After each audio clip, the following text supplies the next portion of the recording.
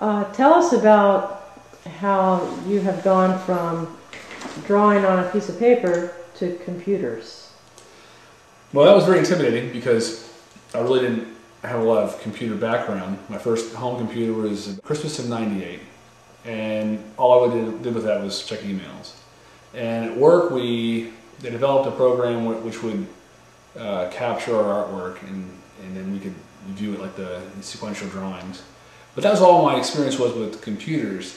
So around 2001, we had a little opportunity to get in our feet wet in the computer animation world. So I learned the basics of it then. And then when 2D started going away, then I realized I better get on this thing pretty quick. So I ended up, the last project we worked on at Disney was a hybrid 2D, 3D film. And I really pushed to get in the 3D side, and I was working really hard and whatnot. But I found I really liked it once you get past sort of the fear factor, and all the stuff that you learned for the 14 years I was at Disney, all the principles of animation, they still apply in 3D. Sometimes you can't do some because of the limitations that, depending on what models you have, but it really applies itself pretty easily once you get over the hump of the technology. Tell our audience about 2D and 3D, because some people don't know what that is. Well, 2D is just what Walt started back in the day, and the Looney Tunes, that sort of thing, Hanna-Barbera. It's basically hand-drawn stuff. Now it kind of also gets into like the flash things you see on web design that would be called 2D. So anything would be a flat image. When you get into 3D images that are formed in the computer, where you put lighting on them, and you look like you're looking at a Toy Story, Bugs Life, all the Pixar movies. That's 3D, not traditional. Traditional would be like Mickey Mouse. Okay. 3D would be. This is a little project I started as a story about my son who loved animals and whatnot. So this was a little tadpole type creature. And what I'm doing now is I'm actually drawing. I have some key drawings in here. So you'll start with like the down position, and then you'll go up to the top position. And usually what I have, these are the key, what are called the key drawings. So here's the low key, and here's the high key. And if you look here in the middle, this is what's called a breakdown. It's not right in the middle. It actually, as he stands forward, his foot is extending right here. And his arms aren't necessarily, well, sometimes things will go right in the middle, but in this case, the tail's doing something different. Obviously the tail's not right in the middle. It kind of drags a little bit there. And what I'm doing right now is I'm roughing out the in-between drawing, which will go in between this breakdown drawing and this key drawing on the top.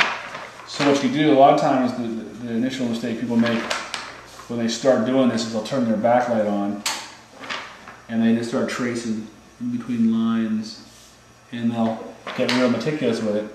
But what you need to do is, you can have it on, but what you think about it is basically the form of what's going on here. So you're working kind of loose, and later on you'll tighten it up like that. But what I want to do is just kind of knock out kind of what's going on here, and that gives me the ability to, if I want to say, drag the tail back here a little bit.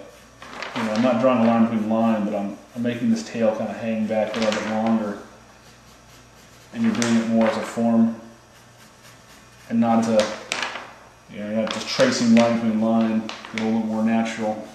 And you get a more flow for what's going on this way too. You start feeling what's going on here. Like this toe here is kind of flicking up, so the toes are kind of dragging here, and then here they're kind of extending. So what you can do sometimes is come back in here, and I can maybe drag them a little bit more here. How long would it take to draw, say, 1 minute of animation for this character? 1 minute would take a while. In film, a second of film is 24 frames. So depending on the complexity, something like this, which is a pretty, what we call broad animation, it's going pretty quickly. And if you don't put a drawing on every frame of film, it looks kind of like a strobe light and doesn't play back as well. So we'll put this on ones, meaning that there's a drawing on every frame of film. But if it's something that's more subtle, like a guy's kind of turning like this, you can get away, at least in feature quality stuff, with a frame every 2 a drawing every 2 frames of film. So if you figure that math out, the best you're getting away with is 12 drawings per second, but it could be 24. Okay. So a minute, it gets, I didn't want to think about it, but it gets pretty crazy. And most time, like in feature films, our scenes were like maybe 3 seconds long. They didn't have too long cuts. I mean, we had some that were longer, but everything was sort of more on a quick cut kind of basis. So, can you tell about some of the films you've worked on? Yeah, I worked on my first one I worked on was Beauty and the Beast, and worked on Aladdin, and then right prior to Lion King, I was promoted to animator. So I worked on young Simba and young Nala, but I also got a chance to work on Scar and adult Simba and. I worked on Mufasa. I worked on some other characters. It was a little smaller studios back then, so we worked on a lot more stuff near the end of the film. I worked on Pocahontas, Hunchback of Notre Dame, Mulan. Didn't work on Hercules. I worked on Tarzan. Did I say that? I'm losing track already. I worked on Lilo and Stitch, where I got to design my own character, the Grand Councilman for that film. I worked as a supervising animator on Brother Bear, where I did the Kenai character as a human before he turned into the bear.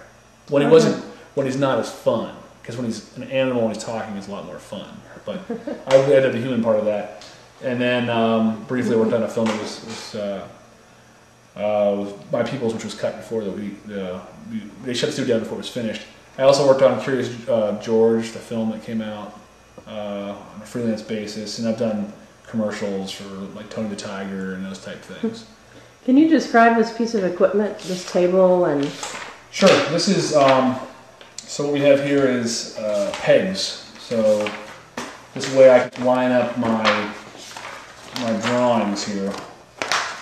So you have a circular hole and then 2 long dashes. That way it doesn't slide, and you always know that it's going to line up. Although I'll show you my stuff over here. So what we do here is we have a camera. I'll wait till you get over here again so you can cut it. Then what we do here is I have pegs on this piece of paper over here, and we put the pegs in the right holes, and the camera would go here, and I turn the lights on, and then it captures 1 frame at a time, and then it plays back sequentially on the computer. And what it allows me to do then later on is we adjust what's called the timing of a scene, which is the key. Besides in drawing 2D, but even in 3D, it's there also. It's the timing of a scene. So I could maybe hold this drawing for 4 frames and hold that one for 2. Eventually go back and put the in-betweens in. But it gives you a chance of getting it all kind of worked out, kind of rough. And I also think of animation as a lot like dancing in a sense. There's a kind of a rhythm. Even if if I worked on Madden football, which I did for 4 years, and football games, even with that, which is so structured, you use a timing to animation where the guy might run and then pause and explode into the hit. So you always want to think about, it's easy to make something move from point A to point B, but there's no real art in that. Anyone, especially nowadays, if you get a nice model on the computer and make a sphere, you make it bounce like this, but it's that the bounce and the gaining of the slowing the top of the arc and then the slamming into the ground. There's that rhythm to movement, and that's where you get kind of the separation between maybe a little more advanced animator and kind of a rookie animator, is that timing.